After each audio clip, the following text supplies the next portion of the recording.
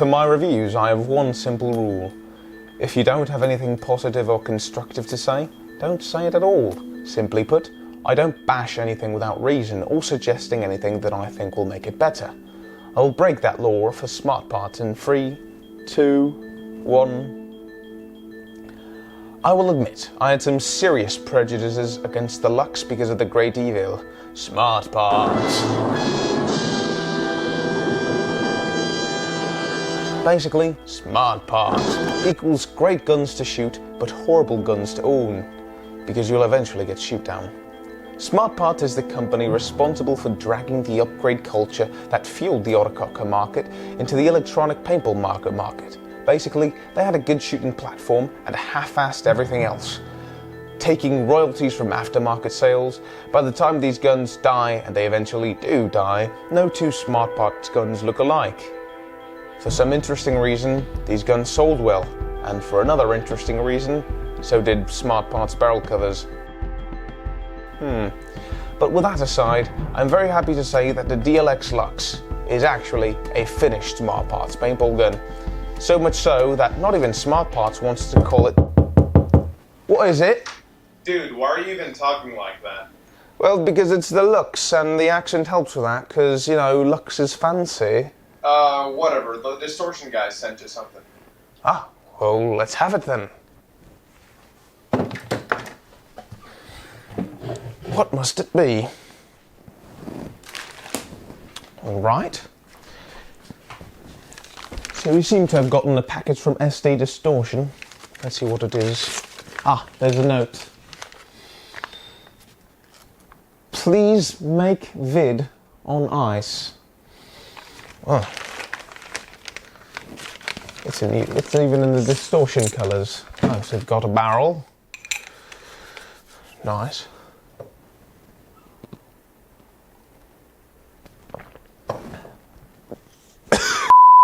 Sure beats tea.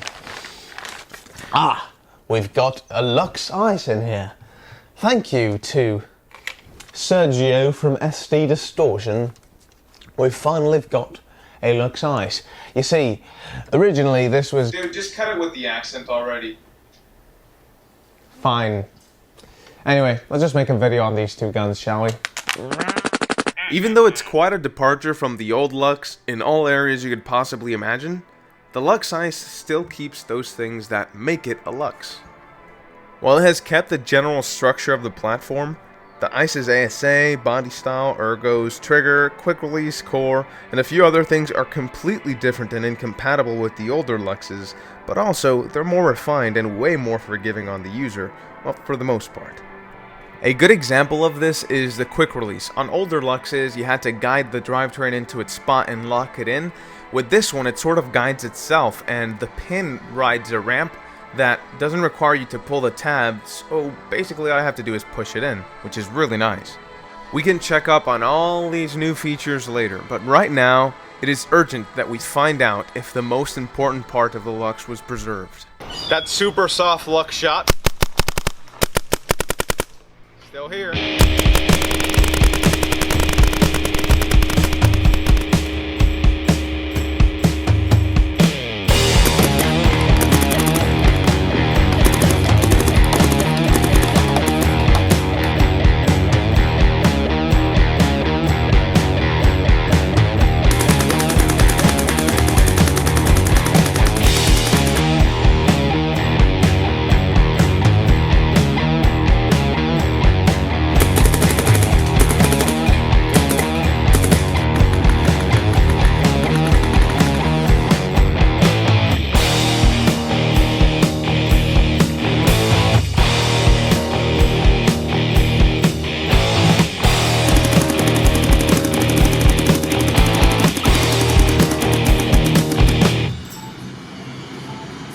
Now let me let you know something about the Luxe ICE core. It's quite simple to understand, you see, just like a piece of cake. You gotta take things one bite at a time. So the first thing you need to know. So the first thing you need to know is that this is a balanced spool valve marker that is spring assisted on the forward stroke. It's quite simple to understand. That's the first bite. The second one is that when you gas up the gun, the bolt is pushed back by the solenoid. When you pull the trigger, what happens is air is shifted in directions, and now the solenoid pushes in the opposite direction, forward. As we can see here, one instant forward position, it will clear a seal in this grill pattern on the bolt. And next bite,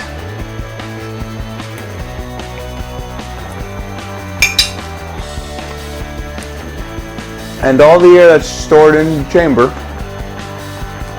will drive through the bolt and outside.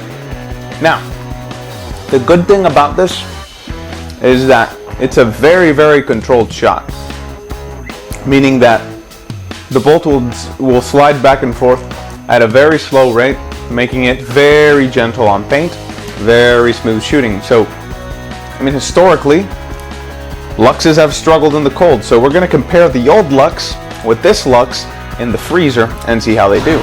Alright, so here we've got my 1.5 Lux, and we've left it in the freezer. It's actually developed a leak.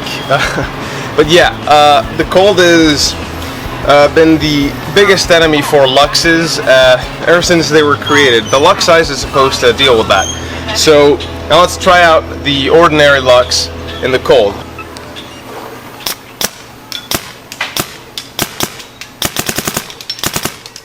Alright, so we had bolt stick, one dropped off shot that was a double feed, and then we started shooting okay. So it wasn't that bad. One of the drawbacks of this system is that there's not too much force behind the bolt and behind the bolt's movement. So in cold weather or with lots of grease, you're subject to some pretty intense bolt stick. So what DLX has done to counter this is implement this ice coating, and it stands for Incredibly Cool Exoskin. Ice. Supposedly, this can run without lube, and the only reason you need lube is to preserve the O-rings, and also it can run in the cold. But can it run in the cold without lube? Let's find that out.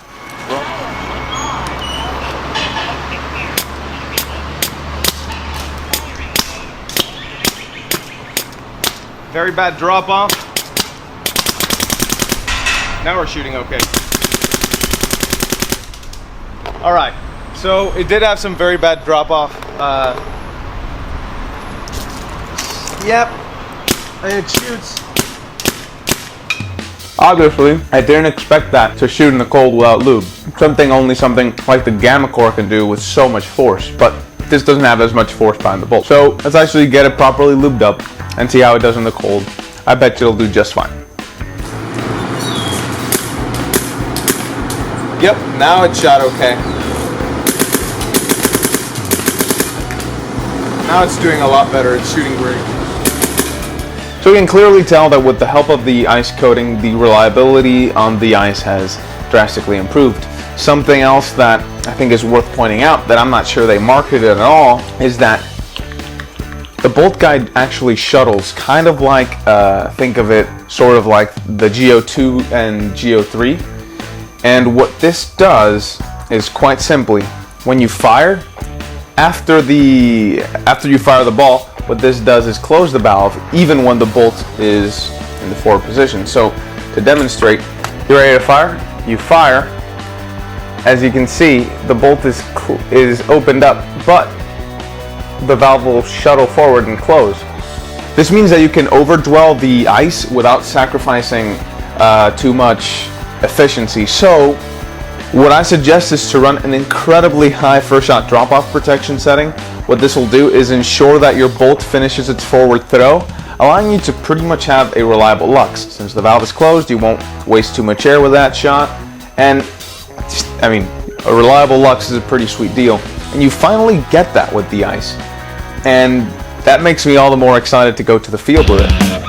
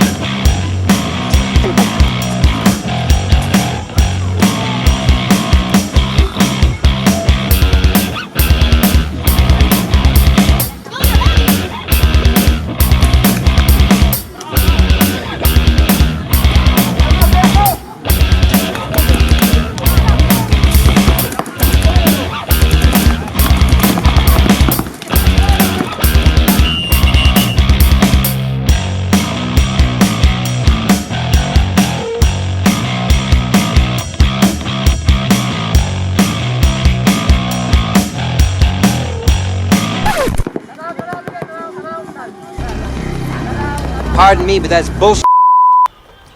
As you guys saw in the field, this gun puts lanes in the air incredibly well. As a matter of fact, ergonomically speaking and how it's put together, it sort of feels like it's designed to put lanes in the air. The shape of the trigger isn't a deuce style, so sort of designed for you to one finger it. It feels really, really good to put lanes in the air.